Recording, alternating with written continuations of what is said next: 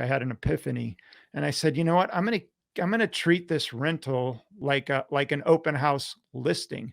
And so all the rentals that I have when they're vacant, I usually put them in the MLS.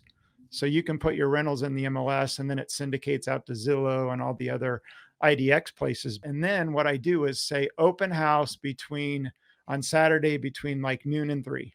And then you get phone calls like, I'm interested. I want your property and I want to come see it now. Sorry, it's going to be open between noon and 3 on Saturday, and that's the Mhm. only time that it's going to be available. Like you still get a flood of these calls, and in the listing, I mean, you put that open, and then you treat it like an open house where you have all your open house signs.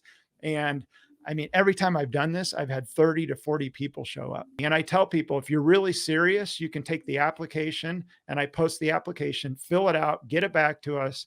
And if you really, really want it and have a good shot at it, make sure that you're prepared when you come to the open house.